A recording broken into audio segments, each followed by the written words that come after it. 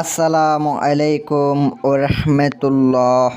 সুপ্রিয় দর্শক, আশা করি আল্লাহ রাব্বুল আলামিনের অশেষ মেহেরবানিতে ও দয়ায় আপনারা সবাই ভালো আছেন।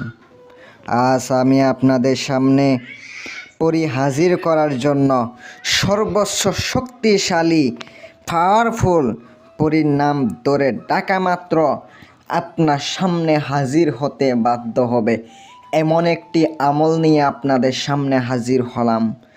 সম্পূর্ণ ভিডিওটা ধৈর্য সহকারে দেখবেন। যাদের আমার আজকের ভিডিওটা ভালো লাগবে দয়া করে মেহেরবানি করে চ্যানেলটি সাবস্ক্রাইব করে পাশে থাকবেন।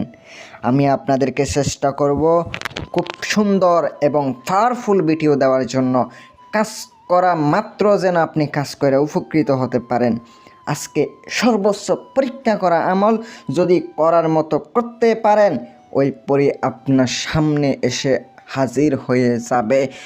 এমন একটি পরি, এমন একটি শক্তিশালী পরি, কাজ করবেন তখন বুঝতে পারবেন এই পরির শক্তি কেমন আপনি দেখতে পাবেন।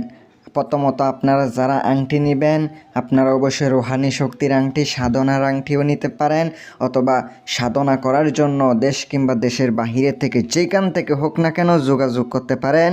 স্ক্রিনে তাকানো ফোন নাম্বারে, ইমো হোয়াটসঅ্যাপ নাম্বার, যোগাযোগ করবেন।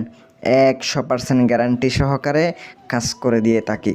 আজকের ভিডিওটা সম্পূর্ণ ধৈর্য সহকারে দেখেন। প্রথমত আমি বলবো আমলটি মুখস্থ করে নেবেন।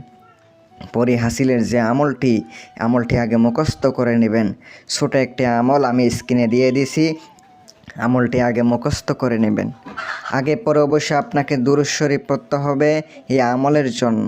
অবশ্যই আপনি খুব সুন্দর এবং পাওয়ারফুল আমলটি আপনাকে বৃহস্পতিবারের দিন আপনাকে আমলটি করতে হবে। আমলের জন্য অবশ্যই ইজাজত নিয়ে আমল করবেন। আমল যদি সঠিক মতো করতে পারেন অবশ্যই হাজির হবে। আগে পরে 11 বার দুরূদ শরীফ পড়বেন। 11 বার দুরূদ শরীফ পড়ার পরে যে আমলটা দিয়েছি 501 বার পড়তে হবে।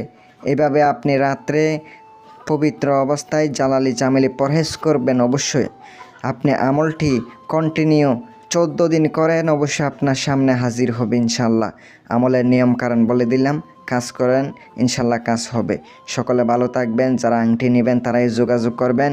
মনে করবেন না যে একবারে সহজ যে কোনো সাধনা করে দেখেন না, নিরামিষ খেয়ে দেখেন, কাজ করে দেখেন। অনেক কিছু নিয়মবিধি আছে, যারা ছেলে মেয়ে সবাই করতে পারেন। যারা স্বামী স্ত্রী আছেন অবশ্যই স্ত্রীর কাছ থেকে দূরে থাকতে হবে, অথবা স্বামীর কাছ থেকে দূরে থাকতে হবে। মেলামেশা করা নিষেধ, মনে রাখবেন। সকলে ভালো থাকবেন, সুস্থ থাকবেন, দোয়া রইল। আসসালামু আলাইকুম।